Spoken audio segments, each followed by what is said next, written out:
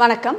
நான் டாக்டர் மீனாட்சி பாலசுப்ரமணியன், மகப்பேறு மருத்துவர் from Kriya women's clinic Adyar. அந்த 39 வாரத்தை தாண்டிடுச்சு, ஆனால் நம்மளுக்கு இன்னும் ப்ரெக்னன்சியில் அந்த ஒரு டெலிவரி பெயின் வரல அப்படின்னாலே எல்லாருக்குமே எப்படா இந்த டெலிவரி பெயின் வரும், எப்படா நம்ம டெலிவரி பார்ப்போம் அப்படிங்கிற அந்த ஒரு ஏக்கம் வர ஆரம்பிச்சிடும்.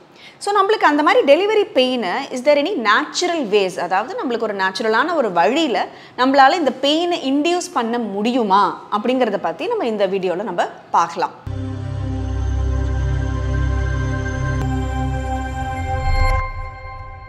ஃபிசிக்கல் ஆக்டிவிட்டிங்கிறத த்ரூ அவுட் த ப்ரெக்னன்சி நம்ம கண்டிப்பாக பண்ணிட்டு இருக்கிறது ரொம்ப ரொம்ப முக்கியம். எஸ்பெஷலி நம்ம அந்த ஒரு 34-35 வாரம் தாண்டி போகும்பொழுது என்னதான் இருந்தாலும் நம்மளுக்கு ரொம்ப டயர்டாக ஆரம்பிச்சிடும், நம்மளோட வெயிட் கெயின் அதிகமாக இருக்கும்னாலுமே நம்ம கண்டிப்பாக அந்த ஃபிசிக்கல் ஆக்டிவிட்டியை கண்டினியூ பண்ணுறது முக்கியம். என்ன மாதிரி ஃபிசிக்கல் ஆக்டிவிட்டி பண்ணலாம்னா, in fact there are lots of even ஸ்டடீஸ்லாம் கூட நம்மளுக்கு இருக்குது. வாக்கிங்குங்கிறது நேச்சுரல் லேபரை இன்டியூஸ் பண்ணுறதுக்கான வாய்ப்புகள் நிறையா இருக்குது அப்படிங்கிற ஸ்டடீஸ் நம்மளுக்கு நிறையவே இருக்குது.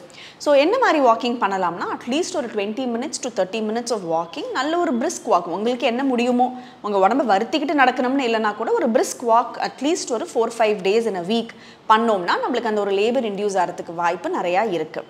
அண்ட் சின்ன சின்ன எக்ஸசைசஸ், இந்த ஸ்குவாட்ஸ் மாதிரியான எக்ஸசைசஸ் பண்ணுறது, நிறைய நம்ம மாடிப்படி ஏறி இறங்கிறது, கீழே உட்காந்து எழுந்துக்கிறது, அப்புறம் அந்த ஒரு அன்ஈவன் சர்ஃபேஸில் நம்ம வாக் பண்ணுறது, இந்த மாதிரிலாம் இருக்கும் பொழுது நம்மளோட இடுப்பு எலும்பு கொஞ்சம் விரிஞ்சிக்கிட்டு நம்மளோட பாப்பாவோட தலை கீழே இறங்குறதுக்கான சான்ஸ் நிறையா இருக்கிறதுனால நம்மளுக்கு அந்த ஒரு லேபர் நேச்சுரலாகவே இன்டியூஸ் ஆகிறதுக்கான சான்ஸ் நம்மளுக்கு இருக்கும். எஸ்பெஷலி அந்த ஹிப் ஓப்பனர்ஸ் அப்படிங்கிற அந்த ஒரு எக்ஸசைஸ் ஒன்று சொல்லுவாங்க. அந்த ஹிப் ஓப்பனர்ஸ் பண்ணாலுமே நம்மளுக்கு பேபியோட ஹெட் டிசென்ட் நம்மளுக்கு பெல்விஸ்குள்ளே ஈஸியாகவே போகிறதுக்கான சான்ஸ் இருக்குது. மற்றபடி நிறைய விஷயங்கள் நம்மளுக்கு அந்த ஒரு நேச்சுரல் இண்டக்ஷனுக்கு நம்ம செய்யறதுக்கான ஒரு 39 வாரம் தாண்டிடுச்சுங்கும்பொழுது சில விஷயங்கள்லாம் நம்ம பண்ணோம்னா நம்மளுக்கு ஒரு சான்ஸ் நம்மளுக்கு அந்த ஒரு நேச்சுரல் இண்டக்ஷனில் இருக்கும். அது என்னலாம் அப்படின்னா, நம்மளுக்கு ஃபஸ்ட்டு நிப்பிள் ஸ்டிமுலேஷன். நம்ம பேபியோட சக்லிங் மோஷனில் அந்த நிப்பிள் ஸ்டிமுலேட் ஆகிறதுனால ஆக்சிடோசன் அப்படிங்கிற ஹார்மோன் ரிலீஸ் ஆகுது. இந்த ஆக்சிடோசன் தான் யூட்ரைன் கன்ட்ராக்ஷன்ஸை கொடுக்குது. ஸோ யூட்ரஸ் நம்மளுக்கு அந்த கண்ட்ராக்ட் ஆகி பெயின் வர நேரத்தில் தான் பேபியோட தலை கீழே இறங்கி டெலிவரிங்கிறது ஆகும். நிப்பிள் ஸ்டிமுலேஷன் பண்ணும்பொழுது அந்த ஒரு ஆக்சிடோசன் ரிலீஸ் ஆகி நேச்சுரலாகவே லேபர் வரதுக்கான சான்ஸ் இருக்குது. ஸோ எவ்வளோ பண்ணலாம்னா, மேபி ஒரு 2-3 minutes ஆஃப் நிப்பிள் ஸ்டிமுலேஷன் ஒரு 3 times in a day அந்த மாதிரி பண்ணிங்கனாலே போதும். ஏன்னா ரொம்ப அதிகமாக பண்ணாலுமே பெயின் வரலாம், இல்லை மில்க் செக்ரேஷன் மாதிரி எதுவும் இஷ்யூஸ் வரலாம், சில பேருக்கு ஒரு அன்கம்ஃபர்டபுளாக இருக்கும். அடுத்தது ரொம்ப முக்கியமாக என்னென்னா, நிறைய பேர் ஏற்கனவே நம்மளை கேட்பாங்க, அதே தான் ப்ரெக்னன்சியில் இன்டர்கோர்ஸ் இருக்கிறது. ஸோ நம்மளுக்கு அந்த ஒரு 39 வீக்ஸுக்கு மேலே அந்த இன்டர்கோர்ஸ் இருக்கும் பொழுது ப்ராஸ்டாக்லாண்டின் ரிலீஸுங்கிறது ஆகும். இந்த ப்ராஸ்டாக்லாண்டுங்கிறது யூட்ரஸோட மவுத், சர்விக்ஸுங்கிற அந்த ஒரு விஷயத்தோட ரைப்பனிங், அந்த சர்விக்ஸுங்கிறது ரைப் ஆகி சர்விக்ஸ் நம்மளுக்கு ஷார்ட் ஆகும்பொழுது தான் அந்த டெலிவரி பெயின் ஸ்டார்ட் ஆகும். சர்விக்கல் ரைப்பனிங்க்கு செமெனில் இருக்கிற ப்ராஸ்டாக்லாண்டின்ஸ்னால இன்டர்கோர்ஸ் ஹெல்ப் பண்ணுறதுனால அது ட்ரை பண்ணிங்கனாலும் ஒரு natural way of induction. But அது உங்களோட கம்ஃபர்ட்டை பொறுத்து இருக்குது. அதுக்கு மேலே நிறைய சில பேர் என்னென்னா, அந்த ஒரு ஸ்பைசி ஃபுட், அதாவது ரொம்ப காரமான ஃபுட்டு சாப்பிட்டா இண்டக்ஷன் வரும் அப்படிங்கிற மாதிரி நிறைய பேர் வீட்டில் பெரியவங்கெல்லாம் சொல்லுவாங்க. இது மோர் டு டூ வித் அது நம்மளோட கட் இரிட்டேஷன்னால் நம்மளுக்கு அந்த ஒரு பெயின் இன்டியூஸ் ஆகிறதுக்கான சான்ஸ் இருக்குது.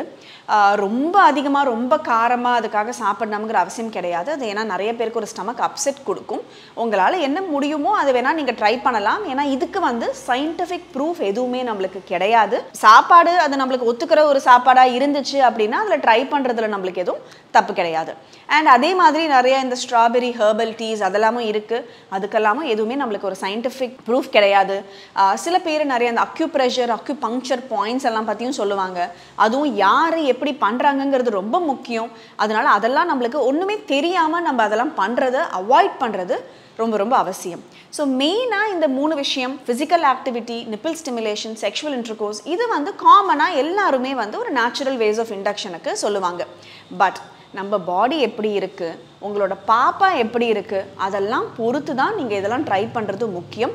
ஸோ இது எதுவுமே நீங்கள் ட்ரை பண்ணுறதுக்கு முன்னாடி உங்களோட டாக்டர்கிட்ட டிஸ்கஸ் பண்ணிவிட்டு ட்ரை பண்ணுறது ரொம்ப அவசியம்.